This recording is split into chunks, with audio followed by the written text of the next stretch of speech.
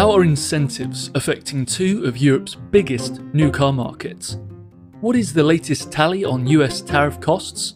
And what does Lighton have planned for Northvolt? This is the Automotive Update, presented by AutoVista24. I'm Tom Geggus, editor of AutoVista24, here with the latest edition of the Automotive Update. I'm going to take you through the last 7 days of headlines from AutoVista24 and the wider automotive industry.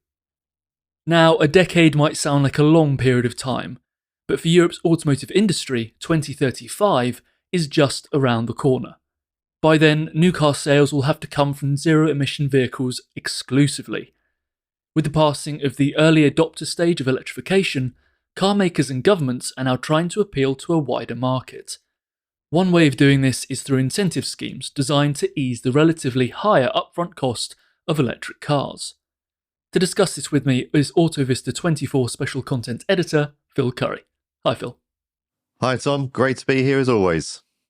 So, Phil, there's a wide range of different approaches to incentives across Europe, but there's recently been a change in the UK.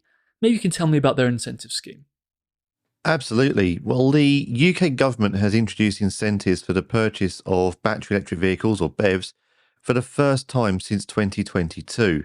They're offering £3,750 or €4,324 for the most sustainable cars that are eligible for the scheme. These are known as Band 1 vehicles.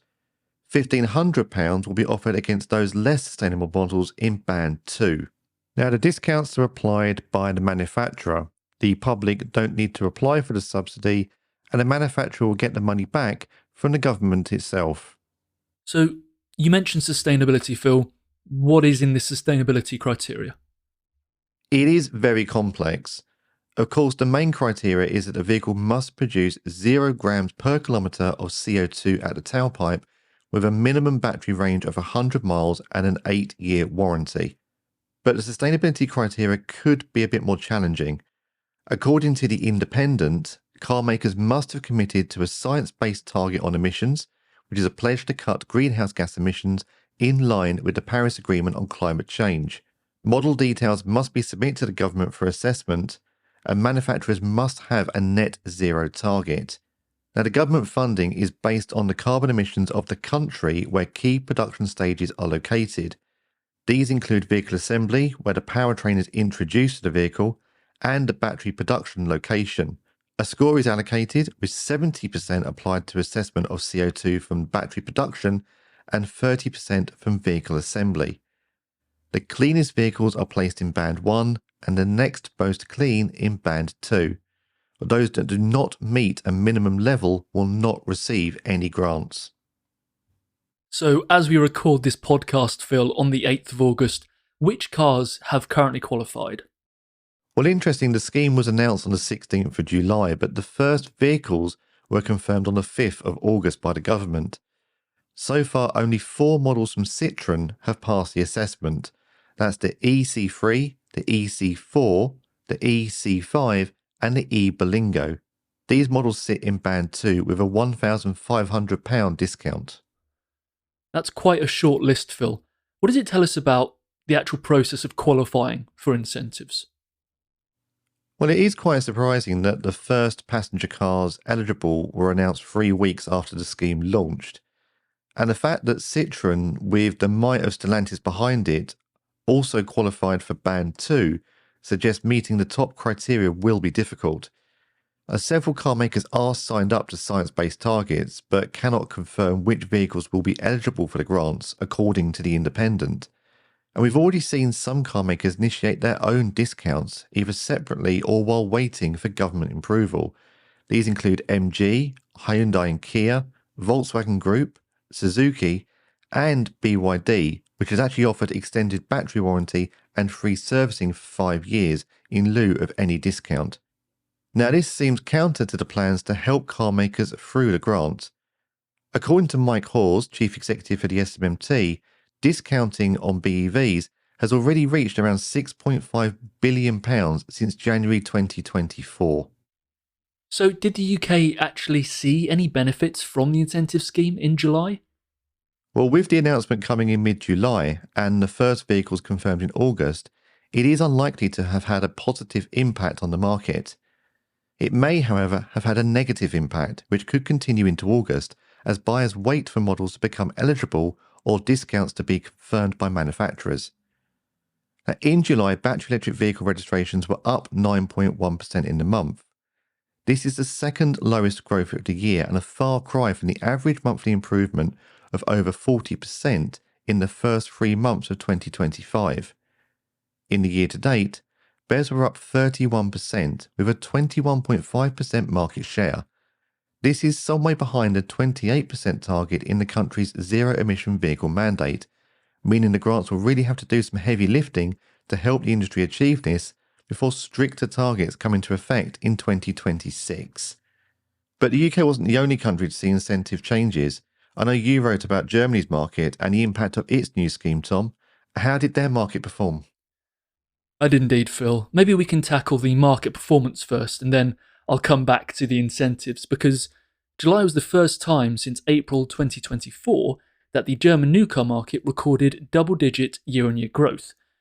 264,802 models took to the roads, with registrations up by 11.1%. Looking specifically at battery electric vehicles, their registrations rose by 58% in July to 48,614 units. The technology captured 18.4% of the market last month, up from 12.9% in July 2024. Robert Madas, Autovista Group's regional head of valuations, said this marked a significant recovery from June's decline and reflects a continued shift in consumer demand towards electrified mobility. So if we go back to incentives, Germany recently put into place a new scheme, is that correct? Yeah, that's right, Phil. The scheme offers tax breaks for corporate BEV purchases from July 2025 to December 2027. Now, this does mean that private buyers and leasers don't benefit from the scheme.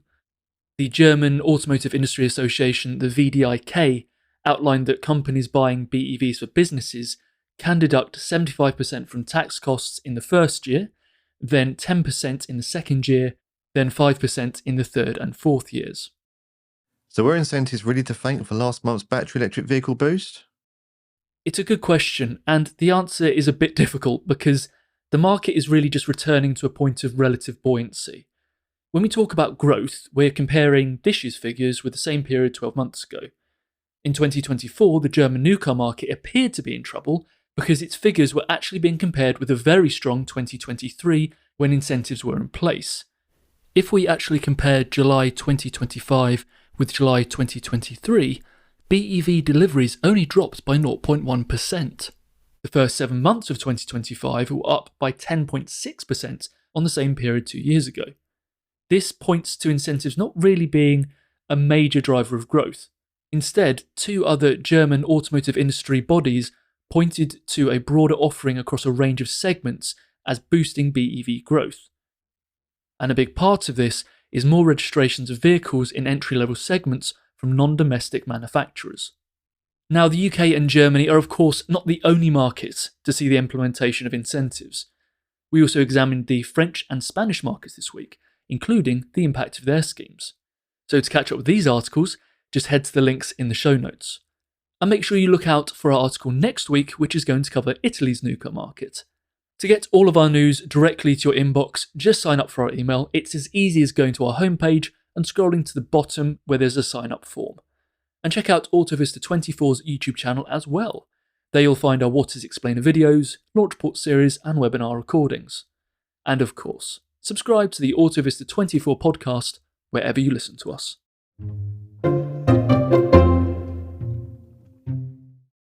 Car makers are submitting their latest quarterly results, and the impact of US tariffs are coming into focus.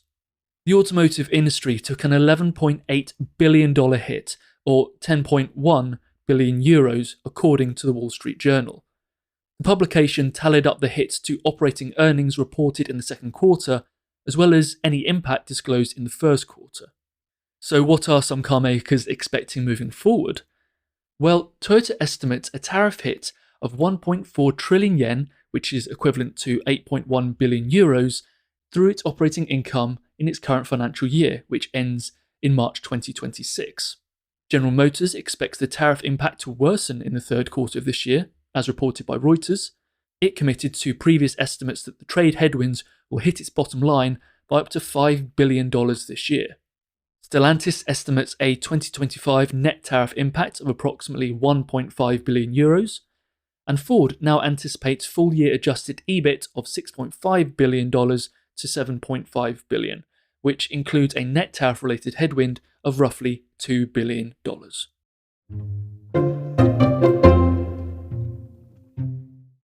US battery maker Lyten has entered into a binding agreement to acquire Northvolt's remaining assets in Sweden and Germany.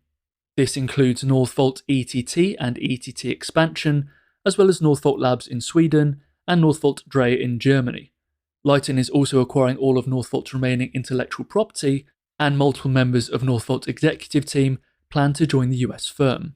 The newly acquired assets are valued at approximately $5 billion. Lyten is also pursuing the acquisition of Northvolt 6 in Canada, which is constructing a 15 GWh Phase 1 battery manufacturing facility. A big thank you to Autovista 24 special content editor Phil Curry for co-producing and appearing in this episode. Additional thanks go to Autovista 24 journalist Tom Hooker. The music was Better Find a Solution Fast by Richard Ames. Thank you for listening to the Autovista 24 podcast.